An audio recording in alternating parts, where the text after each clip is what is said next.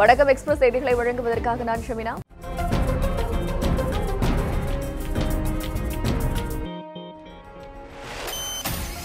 விவசாயிகள் பிரச்சனையை உடனடியாக தீர்க்காவிட்டால் நாடு முழுவதிலும் உள்ள விவசாய சங்கங்களுடன் இணைந்து அடுத்த 15 நாட்களில் மிகப்பெரிய போராட்டத்தை நடத்தப்போவதாக தென்னிந்திய நதிகள் இணைப்பு சங்கத்தின் தலைவர் ஐயாக்கண்ணு தெரிவித்துள்ளார். டெல்லி ஜந்தர் மந்தரில் நாடு முழுவதும் உள்ள விவசாய சங்கத்தை சேர்ந்த பிரதிநிதிகளுடன் ஆலோசனை மேற்கொண்டு வருவதாகவும் இதில் விவசாயிகளின் முக்கிய பிரச்சனையான நதிகள் இணைப்பு, கடன் தள்ளுபடி, விலை நிர்ணயம் உள்ளிட்ட பிரச்சனைகள் குறித்து ஆலோசிக்கப்பட உள்ளதாகவும் தெரிவித்தார்.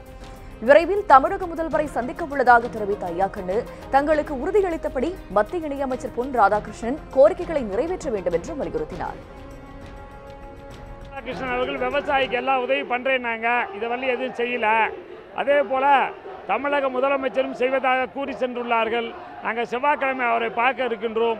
அதற்கு முன்பாக அகில இந்தியாவில் உள்ள விவசாயிகள்லாம் கூட்டமைச்சு All India Kisan Coordination Committee என்ற ஒரு கமிட்டியை உருவாக்கி விவசாயியுடைய பிரச்சனைகள், நதிகளை இணைப்பது, லாபகரமான விலை, கடன் தள்ளுபடி, கேசிசி மூலம் லோன் எல்லாருக்கும், கரும்பு வெட்டுக்கூலி, டிரான்ஸ்போர்ட்டை மில்லே ஏற்றுக்கொள்வது, அதே போல் பென்ஷன் கொடுப்பது, தனிநபர் இன்சூரன்ஸ், இதுக்கெல்லாம் இன்றைக்கி பேச இருக்கிறோம். பேசி ஒரு முடிவு பண்ணி கண்டிப்பாக இன்னொரு 15-20 நாளில் பெரிய போராட்டத்தை அறிவிக்க இருக்கின்றோம். மத்திய அரசின் மிரட்டலுக்கு தமிழக அரசு அஞ்சி செயல்பட்டு வருவதாக இந்திய கம்யூனிஸ்ட் கட்சியின் மாநில செயலாளர் முத்தரசன் குற்றம் சாட்டியுள்ளார்.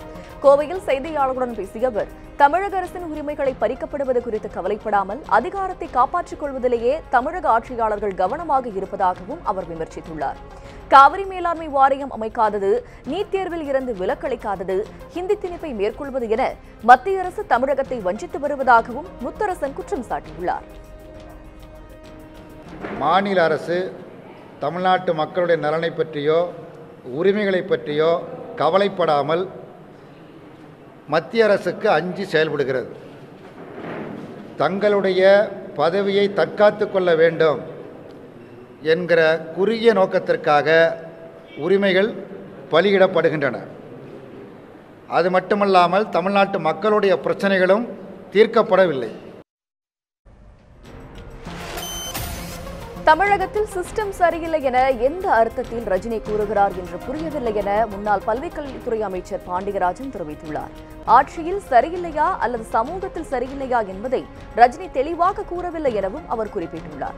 சமூகத்தில் சரியில்லை என்றால் அதனை சரி செய்ய ஜெயலலிதாவின் ஆட்சி தமிழகத்தில் மீண்டும் வரும் என்று பாண்டியராஜன் கூறியுள்ளார். தங்கள் தரப்பு கோரிக்கைகளை ஏற்பது குறித்து அதிமுக அம்மா அணியினர் யோசித்து வருவதாகவும் விரைவில் நல்ல முடிவு வரும் என்றும் பாண்டியராஜன் தெரிவித்துள்ளார். ரஜினி அவர்கள் அரசியலுக்கு வருவதை நாங்கள் வரவேற்கிறோம். நல்ல மனிதர், அவர் வர்றதை பற்றி நாங்கள் எந்த பிரச்சனையும் கிடையாது, வர்றது நல்லது. அவர் என்ன சொல்லியிருக்காருன்னா, தனிப்பட்ட தலைவர்கள், ஸ்ட்ராங்கான தலைவர்கள் இருக்காங்க, எஃபிஷியண்டான தலைவர் இருக்காங்க, ஆனால் சிஸ்டம் மாற்றப்பட வேண்டும் அப்படின்னு அவர் சொல்லியிருக்கிறாரு. அவர் சொல்கிறது பொலிட்டிக்கல் சிஸ்டம் சொல்கிறாரா, சோஷியல் சிஸ்டம் சொல்கிறாரான்றது கொஞ்சம் தெளிவில்லை. அதாவது அரசியல் சிஸ்டம் வேற, சமூக சிஸ்டம் வேற. சசிகலாவை சட்டமன்ற உறுப்பினர்களும் அமைச்சர்களும் சந்தித்து வரும் நிலையில் அவரை கட்சியில் இருந்து ஒதுக்கி வைத்துள்ளதாக கூறுவது ஏமாற்று நாடகம் என ஓபிஎஸ் அணியைச் சேர்ந்த மைத்ரேயன் தெரிவித்துள்ளார். தைரியம் இருந்தால் உள்ளாட்சி தேர்தல் குறித்த அறிவிப்பை முதலமைச்சர் எடப்பாடி அறிவிப்பாரா என்று அவர் சவால் விடுத்துள்ளார். சென்னை ராயப்பேட்டை அவை சண்முகம் சாலையில் அதிமுக புரட்சித் தலைவி அம்மா அணி சார்பாக தண்ணீர் பந்தலை திறந்து வைத்த பின்னர் செய்தியாளர்களிடம் அவர் இதனை தெரிவித்தார். சிறையில் இருக்கக்கூடிய திருமதி சசிகலா அவர்களை எம்எல்ஏக்களும் அமைச்சரும், அதாவது அமைச்சர் பாலகிருஷ்ண ரெட்டி அவர்கள் நேரடியாக சென்று திருமதி சசிகலா அவர்களை பெங்களூரு சிறையில் சந்தித்தார் என்ற செய்தி வந்திருக்கிறது. எடப்பாடி பழனிசாமி அமைச்சரவையிலே அமைச்சராக இருக்கின்ற ஜெயக்குமார் சொல்லுகிறார் ஒதுக்கி வைக்கும் என்று. அதே அமைச்சரவையிலே அமைச்சராக இருக்கின்ற பாலகிருஷ்ண ரெட்டி பெங்களூரு சிறையில் போய் திருமதி சசிகலா அவர்களை சந்திக்கிறார் என்றால் இது எந்த நாடகம்? யாரை ஏமாற்ற நாடகம்? துப்பாக்கிச்சூடு நடத்தினாலும் நினைவேந்தல் கூட்டம் நடத்துவோம் என்று மே 17 இயக்க ஒருங்கிணைப்பாளர் திருமுருகன் தெரிவித்துள்ளார். சென்னை மெரினா கடற்கரையில் செய்தியாளர்களுக்கு பேட்டியளித்த அவர் தேவையற்ற அச்சத்தை காவல்துறை உருவாக்குவதாக தெரிவித்தார். 7 ஆண்டுகளாக இலங்கை படுகொலையில் உயிரிழந்தவர்களுக்கு நினைவேந்தல் நிகழ்ச்சி நடத்தி வருவதாக கூறிய அவர் தமிழகத்தில் மட்டுமே சொந்த மக்களுக்காக போராடக்கூடாது என்ற நிலை இருப்பதாக தெரிவித்தார். ஒன்றே ஒன்று தாங்க, இதில் எங்கள் மேலே துப்பாக்கி சூடு நடத்தினாலும் இங்கே நடக்குங்க. அதுக்கு நாங்கள் தயாராக இருக்கோம். 1.5 லட்சம் பேர் செத்து போனோம் தடுக்கணும்னு சொல்லப்போ இதே காவல்துறை தான் எல்லாத்தையும் வந்து பொய் வழக்கில் உழுதிக்கு போட்டாங்க. அந்த வழக்கு இன்றைக்கி செல்லுபடி ஆகலை. அன்றைக்கி நாங்கள் அன்றைக்கி தடுக்க முடியலைங்கிற அந்த வருத்தத்தில் அன்றைக்கி இருந்தோம். அவங்களுக்கு செத்து போனவங்களுக்கு அஞ்சலி செலுத்தக்கூடிய தடுக்குதுனால இது காவல்துறை யாருக்கான காவல்துறை? இலங்கைக்கான காவல்துறையா? சிங்கள காவல்துறையா? இது யார் காசு தர்றாங்க? சிங்களம் காசு தர்றானா? யார் காசுல வந்து சம்பளம் வாங்குறாங்க? தமிழ்நாடு மக்கள் சம்பளத்தில் வந்து காசுல வரியில வந்து சம்பளம் வாங்குறாங்களா இல்லை இலங்கை அரசுல வாங்குறாங்களா? கோவை மாவட்டம் மேட்டுப்பாளையத்தில் பிரம்மாண்ட பலூனில் பறக்கும் சாகச விளையாட்டு நிகழ்ச்சி பார்வையாளர்களை பெரிதும் கவர்ந்துள்ளது. தேசிய விளையாட்டுக் கழகம் சார்பில் பிளாக் தண்டர் தீம் பார்க்கில் இந்த நிகழ்ச்சி நடைபெற்று வருகிறது. பள்ளி மற்றும் கல்லூரி மாணவ மாணவியர் ஆர்வத்துடன் பங்கேற்று வரும் இந்த நிகழ்ச்சி 10 நாட்கள் நடைபெற உள்ளதாக தெரிவிக்கப்பட்டுள்ளது. இந்த சாகச விளையாட்டு நிகழ்ச்சியானது இந்திய விமானப்படையின் ஓய்வு பெற்ற அதிகாரிகளின் மேற்பார்வையில் தகுந்த பாதுகாப்புடன் நடத்தப்படுவதாகவும் பெரும்பாலும் அதிகாலை நேரத்திலேயே நடத்தப்படும் என்றும் போட்டி ஏற்பாட்டாளர்கள் தெரிவித்துள்ளனர்.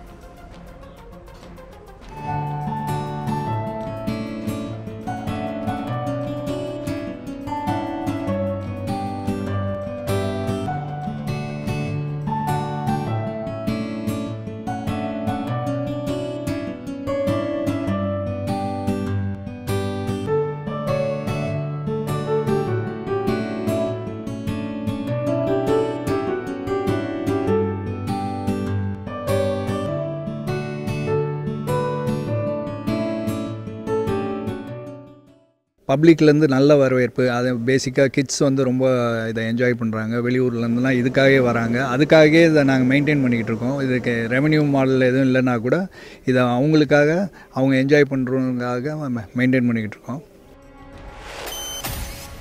சென்னை விமான நிலையத்தில் 1,17 லட்சம் ரூபாய் மதிப்பிலான ஹவாலா பணம் பறிமுதல் செய்யப்பட்டது. ராகிப்பேட்டையைச் சேர்ந்த நசீப் என்பவர் சென்னையில் இருந்து விமானம் மூலம் துபாய்க்கு செல்ல முயன்றுள்ளார். அப்பொழுது அவருடைய சூட்கேஸை சோதனை செய்த மத்திய புலனாய்வு துறையினர் அவரிடம் இருந்த 1,17 லட்சம் ரூபாய் மதிப்பிலான சவுதி ரியால் பண நோட்டுக்கான பறிமுதல் செய்தனர். உடனடியாக பணத்தை பறிமுதல் செய்த புலனாய்வு துறையினர் அவரை கைது செய்து விசாரணை மேற்கொண்டு வருகின்றனர்.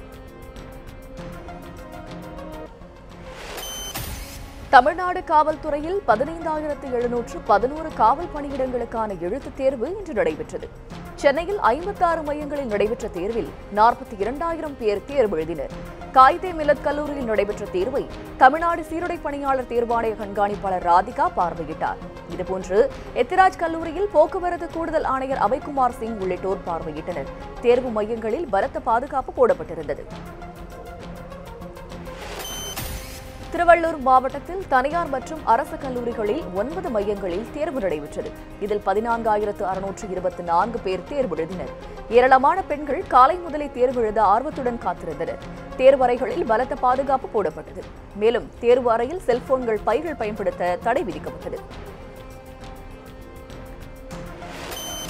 இதுபோன்று திருவாரூர் மாவட்டத்தில் நடைபெற்ற எழுத்துத் தேர்வில் 8,639 பேர் பங்கேற்றனர். 8 மையங்களில் நடைபெற்ற தேர்வில் முழு சோதனைக்கு பிறகே தேர்வு எழுதுவோர் அனுமதிக்கப்பட்டனர். சிலை கடத்தல் தடுப்பு பிரிவு ஐஜி பொன் மாணிக்கவேல் தலைமையில் காவல்துறையினர் பாதுகாப்பில் ஈடுபட்டனர். தேர்வு மையங்களில் மாவட்ட காவல் கண்காணிப்பாளர் மயில்வாகனன் ஆய்வு மேற்கொண்டார். கடலூர் மாவட்டத்தில் 8 மையங்களில் காவலர் எழுத்துத் தேர்வு நடைபெற்றது. கடலூர், சிதம்பரம் உள்ளிட்ட பல்வேறு பகுதிகளில் அமைக்கப்பட்ட மையங்களில் 4,844 பெண்கள் உட்பட 27,501 பேர் தேர்வு எழுதினர். முழு சோதனைக்கு பிறகே தேர்வு எழுத அனுமதிக்கப்பட்டனர். 1000க்கும் மேற்பட்ட காவலர்கள் பாதுகாப்பு பணியில் ஈடுபட்டனர். காவிரி மேலாண்மை வாரியத்தை அமைக்க கோரி மன்னார்குடியில் ரயில் மறியல் போராட்டம் நடத்திய விவசாயிகளை போலீசார் கைது செய்தனர். திருவாரூர் மாவட்டம் மன்னார்குடி மயிலாடுதுறை பயணிகள் ரயிலை மறித்த விவசாயிகள் போராட்டத்தில் ஈடுபட்டனர். காவிரி நீர் ஒழுங்காற்று குழு அமைக்க வேண்டும், கர்நாடக அரசு மேகதாதுவில் அணை கட்டுவதை தடுத்து நிறுத்த வேண்டும் என்பன உள்ளிட்ட கோரிக்கைகளை வலியுறுத்தி முழக்கங்களை எழுப்பினர். பின்னர் ரயில் மறியல் போராட்டத்தில் ஈடுபட்ட ஏராளமான விவசாயிகள் கைது செய்யப்பட்டனர். கோடை வெயில் வாட்டி வதைத்து வந்த நிலையில் தமிழகத்தின் பல்வேறு பகுதிகளில் சூறாவளி காற்றுடன் மழை பெய்தது. பல இடங்களில் மரங்கள் வேரோடு சாய்ந்ததால் பெருமளவில் இழப்பு ஏற்பட்டுள்ளதாக விவசாயிகள் தெரிவித்தனர். நீலகிரி மாவட்டம் குன்னூரில் நேற்று நள்ளிரவில் சூறாவளி காற்றுடன் கூடிய கனமழை பெய்தது. இதன் காரணமாக 50க்கும் மேற்பட்ட இடங்களில் மரங்கள் சாய்ந்து டிரான்ஸ்பார்மர்கள் மற்றும் மின்கம்பங்கள் விழுந்தன. இதனால் 30க்கும் மேற்பட்ட கிராமங்களில் மின்சாரம் இன்றி இருளில் மூழ்கின. தேனி மாவட்டம் ஆண்டிப்பட்டி மற்றும் சுற்றுவட்டார பகுதிகளான வைகைப்புத்தூர், அணைக்கரைப்பட்டி, முதலக்கம்பட்டி பகுதியில் நேற்று மாலை முதல் இரவு வரை இடியுடன் கூடிய மழை பெய்தது. இதில் முதலக்கம்பட்டி அருகே தனுஷ்கோடி என்பவரது வீட்டின் முன்பு வேப்பமரம் ஒன்று வேரோடு சாய்ந்து அவரது வீடு முழுவதும் சேதமடைந்தது. தேனி மாவட்டம் பெரியகுளம் மற்றும் அதனை சுற்றியுள்ள வடுகட்டி, சிலுவார்பட்டி, ஜெயமங்கலம் உள்ளிட்ட பகுதிகளில் நேற்று இரவு பலத்த சூறைக்காற்றுடன் பெய்த மழை காரணமாக மரங்கள் சாய்ந்தன. இதில் 20க்கும் மேற்பட்ட வீடுகள், 2 கார்கள் சேதமடைந்தன. மேலும் பல இடங்களில் மின்கம்பங்கள் சாய்ந்ததால் பெரியகுளம் பகுதியில் மின்சாரம் இன்றி இருளில் மூழ்கின.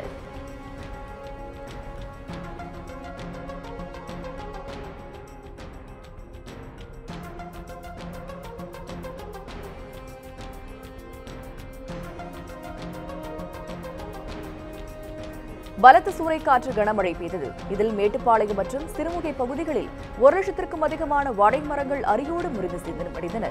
இதனால் தங்களுக்கு பெரும் இழப்பு ஏற்பட்டுள்ளதாக விவசாயிகள் வேதனை தெரிவித்துள்ளனர். இடத்த காத்துலிங்க வாழை போட்டிருந்தா ஒரு 10,000 வேலை எல்லாமே அடிச்சுட்டு போயிருச்சுங்க. காலையில் எந்திரிச்சு பார்த்தா எதுவுமே கிடையாதுங்க. நாங்கள் தண்ணி இல்லை, சிறுமுக ரூட்டில் இருக்கிறோம், தண்ணி இல்லை. போர் போட்டு தண்ணி எடுத்து நல்லா நிறைய கடன் பண்ணி வச்சுட்டோம். எல்லாம் செலவு முட்டு வலி போட்டு எதுவுமே ஆகலிங்க. நீங்கள் இப்படி நாங்கள் என்ன பண்ண முடியும்? ஸ்கூலுக்கு ஃபீஸ் கட்டணும், காலேஜ் பசங்களை படிக்க வைக்கணும், நாம் சாப்பிடணும். ஏதோ கவர்மெண்ட் பார்த்து எங்களுக்கு ஏதோ உதவி பண்ணணுங்க. இத்துடன் எக்ஸ்பிரஸ் செய்திகள் நிறைவடைந்தன. மேலும் பல அண்மை செய்திகளுக்கு இணைந்திருங்கள். நியூஸ் 7 தமிழுடன்.